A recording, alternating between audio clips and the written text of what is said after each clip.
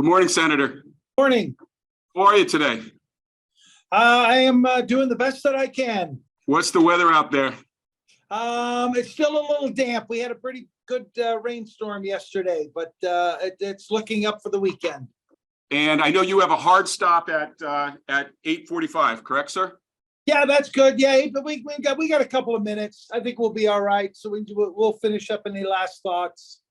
Okay. I would like to welcome you to Amistad High School. We are in New Haven, Connecticut.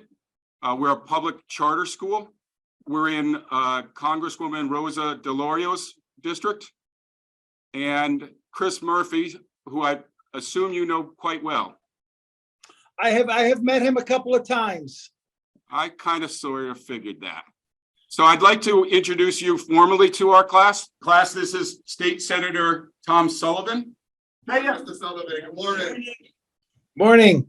And Senator Sullivan has served in both chambers of the Colorado Assembly. His committee assignments have been, he is currently the Vice Chair of State, Veteran, and Military Affairs. He's a member of Business, Labor, and Technology. When he was in the House, he was the Vice Chair of Business Affairs and Labor, and a member of Transportation and Local Government. He became an advocate for gun safety, known as the lunch bucket tough guy. And here's the quote from his friend Jane Doherty. He's the tough guy, the one that calls the legislators out. And Senator, I love the fact that you're now actually one of those legislators. Right. And he was the lead sponsor and helped navigate the red flag law for Colorado. And when Governor Polis of Colorado signed the law, Governor Polis and Senator or Representative Sullivan at the time faced recalls due to their work on gun safety. And I also, I shared this, Senator, with the students. These were some of the terms that I thought you might mention or that they might be talking about. Okay. And I also want to ask you, State Senator Tom Sullivan, answer this question correctly. Should they have just called that a foul ball, or do you believe that Mookie Wilson really got to first base? He really got, I mean, that was a fair ball all the way. Okay. It went right between his legs. I'm really not over the 1986 World Series yet, so we're going to just choose to move and talk about other things, okay? Okay, all right. And so I'll turn the floor over to you for a bit, right now. So. Well, great. Good morning, everybody.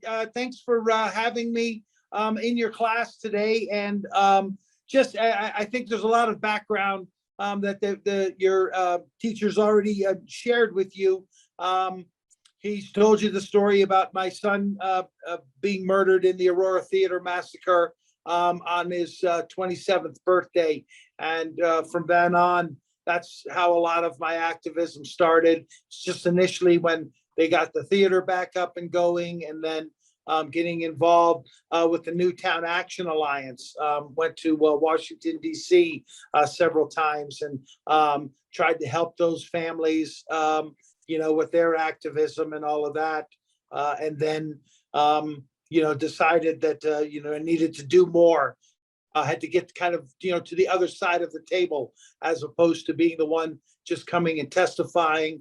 You want to go and be the ones who's actually doing the legislating and then the lawmaking. And so we've been doing that. When we first, as was stated there, we got a extreme risk protection order passed. That's what we ran on. We told everybody that we talked to that if we got elected, we would do that. And after we got the bill signed into law, the Republicans tried to recall me, meaning if they got enough signatures, we would have to have another election.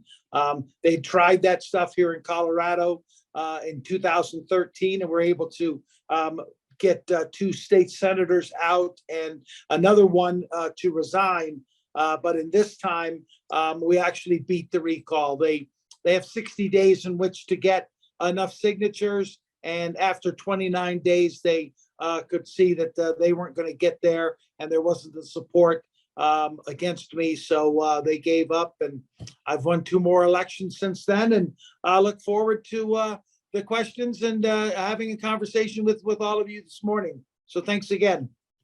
Thank you, Senator. I went through the questions. I kind of grouped them by theme. I wanted to start with Tegra's question. Tegra, if you want to just wave your hand.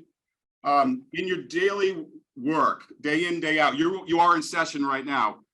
Yes. What responsibilities do you have, and what powers or advantages do you have? On a daily basis, we've got, we gavel in, so we've got to show up on the floor. It's 10 o'clock on Mondays, 9 o'clock Tuesday through Friday. And then you have to follow along with what the majority leader and the leadership has. So there's generally you'll be discussing second readings of bills. So these would be bills that have already gone through committees and passed, and they come to the Senate floor. Once we've finished those, they on the next day we bring back and have a third reading on those. And then I'm in those two committees, in the Business Committee and in the State Affairs Committee. And we schedule committee hearings either in the mornings and or the afternoons. And that's where you go. And that's when the public comes and brings up bills, and they testify on them, and you vote, and kind of works through that way. So there's a lot of meetings, a lot of talking, with people, and hoping that everybody gets heard. Senator, when you were in the House last year, tell them what time the session ended. When you were, was it the abortion bill or the budget bill? What time would you guys go to bed? Oh, there was one that we did last year that we stayed a full 24 hours. We came in at 9 o'clock, and we didn't finish until almost 11 o'clock the next day. And that was where we were having discussions on the floor, and it's very loosely called discussions. What ends up happening is the minority party doesn't have the votes to stop you from what you're doing, but they do have the ability to talk as long as they want to. So as long as they keep it minimally connected to the subject matter, they can talk for as long as they want. And a lot of the times they would get up and read newspaper articles, magazine articles. They would have the bill. Sometimes these bills are 30, 40, up to 100 pages. They can request that bill be read at length. And so that causes a couple of hours of delay. So yeah, there's been some overnighters. Last night we were here until almost 9 o'clock. Thank you. The next question is a bit personal, and I am grateful for you and the sharing your experiences. Dior, could you raise your hand? Dior wrote, has Senator Tom, I didn't know you guys were on first name basis. Was Senator Tom always been opposed to guns, or did your position evolve after the murder? Yeah, I didn't think it was my problem. I assumed that the people in the gun industry and the hobbyists and excuse me, those, that they were handling it, that it wasn't, if we just, lived the good life and, paid our taxes and did everything that, it shouldn't become a problem to us. I didn't know what was out there. So yeah, then when Alex was murdered, started getting involved, and, and then finding out, what people hadn't been doing and what they hadn't been saying. And so I looked at that time, for somebody that I could, reach out to, could help me, navigate, all of this. And I couldn't really find anybody in the legislature and politics who really, could speak on the subject. So that's why it kind of led me here. Yeah. I used to live in Lakewood. I'm not as familiar with that side of the metro area. Is the movie theater still there? Oh, absolutely. Yeah. We, President Obama came to Aurora. The murder was on a Friday, and he came on Sunday. He was along with our governor, John Hickenlooper, and the mayor of Aurora, Steve Hogan. And they came to one of the hospitals where a lot of the kids who survived were at. And then afterwards, he came to talk to all of the families who wanted to meet him. And so, there was a big group of 12 families in this room, and he came into. And one of the conversations I had with the mayor was that right away, the owner of the Century 16 Theater contacted the city and said, "We'll do whatever it is you want. If you want us to tear it down, we will. If you want us to fix it up, we'll do that too." And he said, that wasn't his call, and they kind of put it out to the community. And it is the community theater. I mean, in Aurora, that's it. That's the big, theater. That's where the town center is. So they built it back up, and it's still there. I go there, and especially to the big the superhero movies, because that's what Alex was at. And I go into the theater. It was Theater 9 at the time, and when they switched it around, it's now Theater J. But Alex was sitting in row 12, seat 12, and so I get a ticket, and I sat there next to him and watch movies because I know he's still there. Thank you, Senator. Let's pivot a little bit, and maybe we could talk about some of the legislation that you've worked on, including red flags. We've mentioned that already, and actually, I guess this is somewhat related. The students were interested in whether you have different feelings about different guns.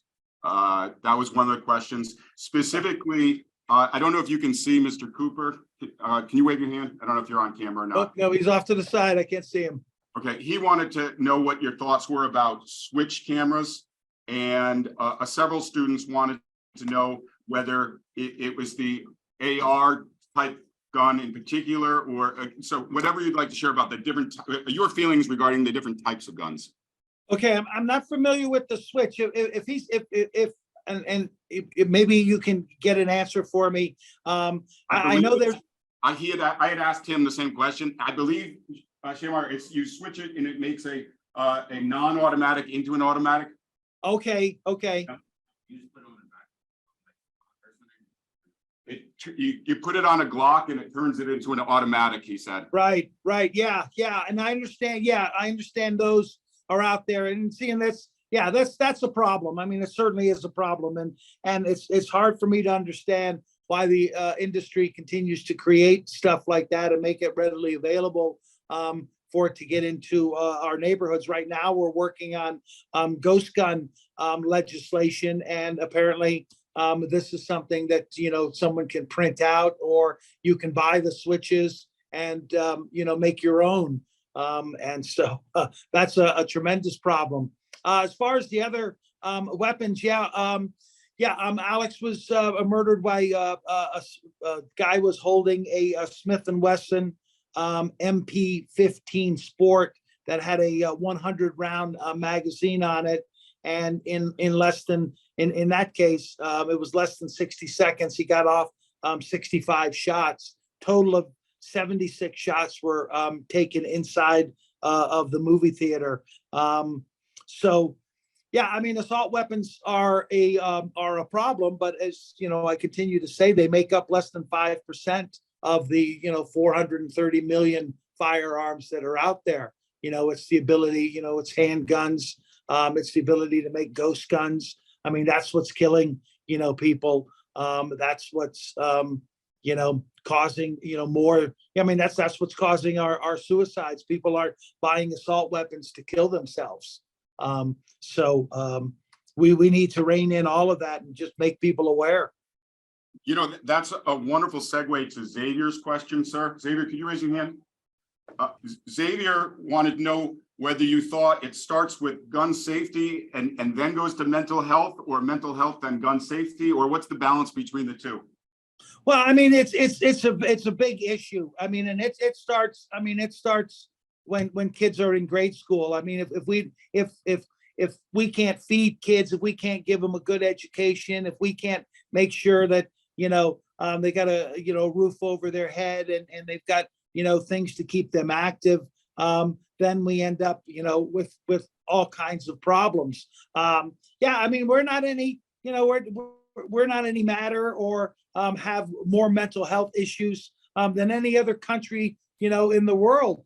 We're just the ones that have easier access to firearms. I mean, they say that in these and especially in the homes that have the firearms, kids there's have the ability, 1 out of 4 homes with firearms have a firearm that's accessible and loaded.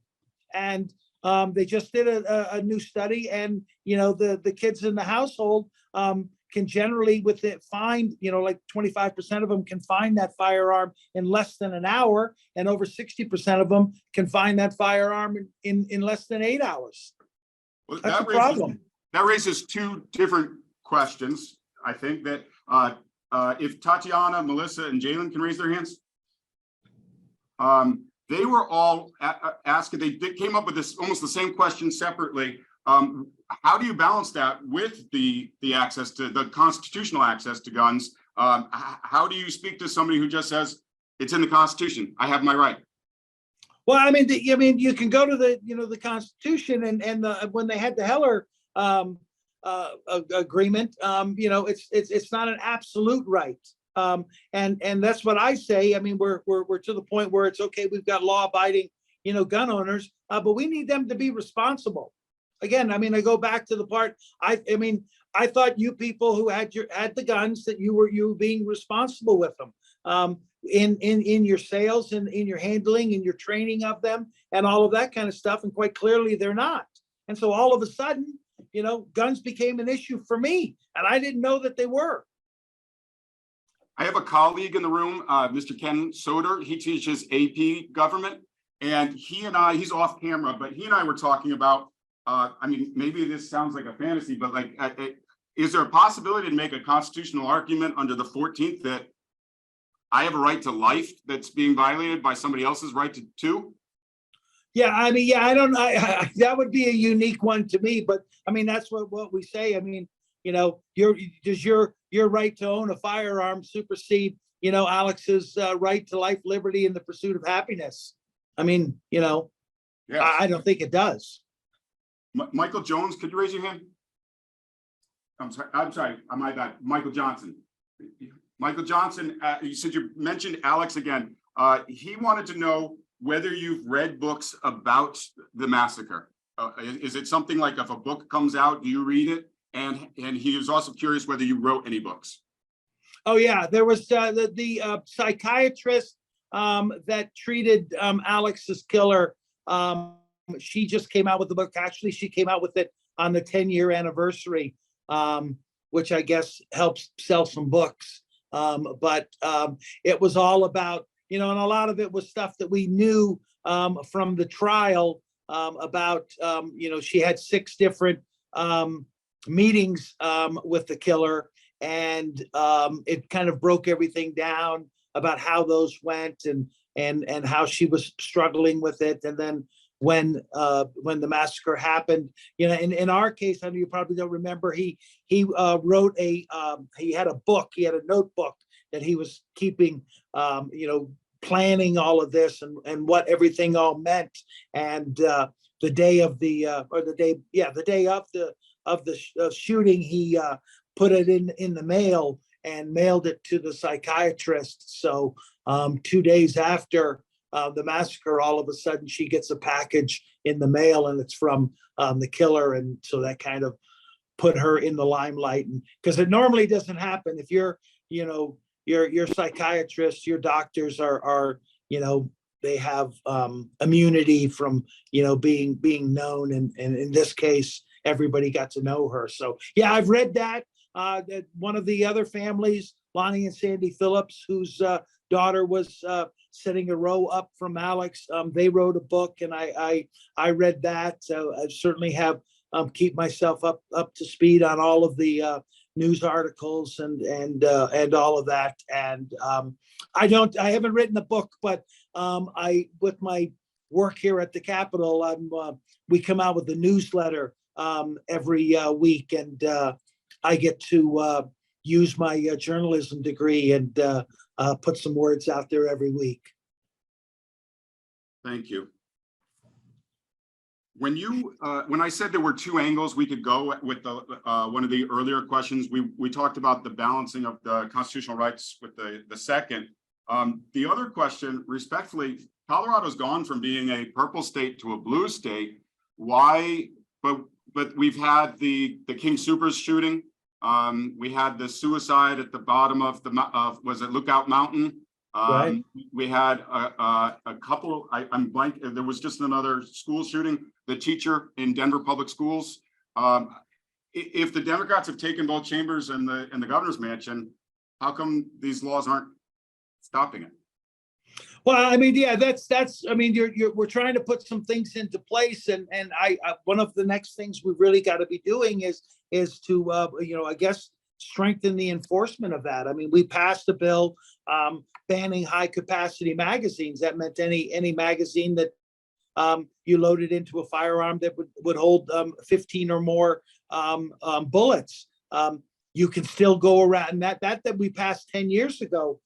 And you can still go into gun stores and buy one. They've just taken it apart and put it in a baggie, and they skirt around the law that way. And at gun shows, if you just tell the guy that's what you want, he's got them underneath of his table, and he puts it in a dark bag and sells it to you, because we're not arresting anybody, we're not finding anybody, we're not confiscating that stuff from them. So that's so that's yeah. Tell them what the Weld County did to your red flag law, and what the some of the southern and mountain sheriffs did to your law. Well, yeah, I mean, some of them they just flat out say that they're not going to enforce any of them. So they go to their city council and they designate themselves as Second Amendment sanctuary counties. Not quite sure what that means, but their intent is nothing that they feel infringes upon the Second Amendment will they enforce. So any of those types of things that have anything to do with firearms, they won't enforce it. That's what they've done with our red flag law. We had a shooting at a club down in Colorado Springs, a LGBTQ club, and the person who did it had been arrested before and they evacuated his neighborhood because he had threatened to blow up his house, and he had all kinds of weapons on him, and they took him in, but they never did file an extreme risk to remove any of his firearms from him. And in his case, he actually used ghost guns there. And so, yeah, we just need enforcement. There are at least 3 questions I really need to get in. Okay. Several students, about 5 students, would like, if you feel comfortable, Sure. to share your grief process and how you deal with this. Yeah. Well, I mean, I deal with it every single day. I mean, I had no idea that this is what it was like. I mean, I had aunts and uncles and, my grandparents, my father passed away, and I kind of knew how that all worked and everything. But then, when Alex was murdered, it's completely different.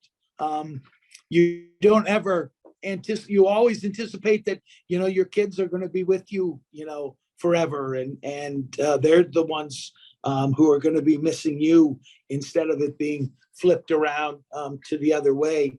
And so, yeah, I mean, I've gone to therapists, try talking with them. I am very open with it. And so, I mean, as hard as this may seem, this is kind of therapeutic for me to talk with all of you and know that you're interested, in what we go through and letting you know. I mean, probably a lot of you know someone who was close to you or someone the same age as you who's died by gun violence, and I realize that, and just because, and I have to bring that up all the time, just because, what happened to us was, a national story. I mean, at the time, the Aurora Theater was the largest mass shooting in the United States history, because there was 12 that were murdered, and 70 more were injured.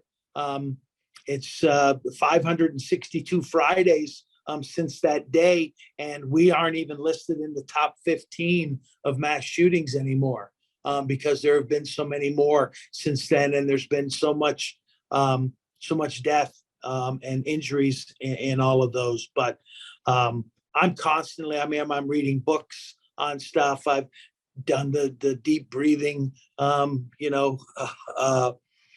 exercises. I take long walks. I, take medication.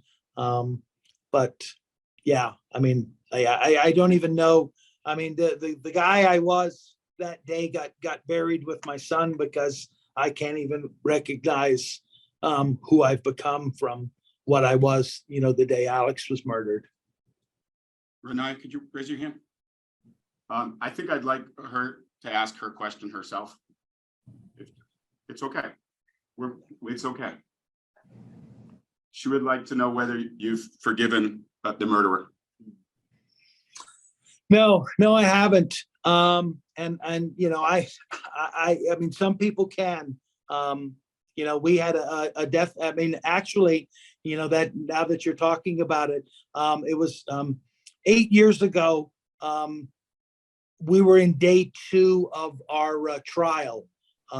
We had just seen all of the crime scene photos. They showed us blown up pictures of the 10 bodies that were left in the theater. I saw Alex lying on the ground, and went through 4 months of what this individual had planned to do, and saw no remorse in him. And I know it's against my Catholic faith that I'm supposed to, forgive people for what they've done, but I'm just not that strong. I think you are very strong, and Colorado's lucky to have you. I promised Senator Littrell, could you raise your hand? I promise you, Senator, I didn't set him up for this question, but this is what I would have asked you. His question is, do you have any plans for other higher office? Oh, no. Yeah, no. There's a lot to do. The state and local places, I think, are really where you can make a difference. I mean, I appreciate people who run for Congress and become senators or congressmen or congresswomen and stuff. But in this space, in the gun violence prevention space, they haven't gotten anything done with all of the roadblocks that are there. We're going to have 4 pieces of legislation signed into law here in the next hour. We've passed going to be 12 pieces of really good common sense gun violence prevention here in the state of Colorado, and there's more to come. And so even though we continue to the numbers of deaths go up, we are making progress, and we're winning more Democratic seats here in Colorado. And I've got a bit more time. I'm not sure if I'm going to run for a second. I'm on my first 4-year term in the Senate, so I have the ability to do 2 of those, and we'll see how the next 3 years go. Well, those bills, you said you have 4 coming up. Those bills are so complicated and hard. I do have a confession for you. You remember when my daughter interned for you 2 years ago? Yes. Doing bill briefings. She said, Dad, I don't get this bill. Can you tell me what it says? And I looked at it and I couldn't tell what it said either. So it was sponsored by Monica Duran. So I called Monica and I said, what does this bill mean? And she explained it to Grace and then wrote your briefing.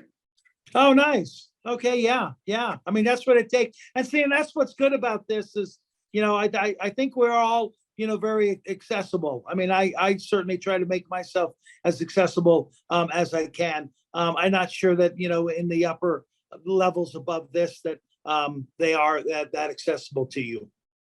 Mr. Soder, can you go ahead? I just want to introduce my colleague. I believe he's on your newsletter, and so he's a big fan of yours. You're still not on camera, but this is Mr. Ken Soder, AP government teacher. Thanks for everything you're Hey, doing.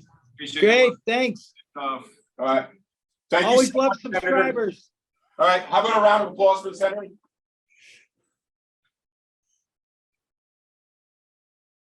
Thank you so much. All right, thanks, everybody. Enjoy the rest of your day and hopefully the weather's nice and you have a nice weekend. Thank you for your vulnerability. All right, you bet. You bet.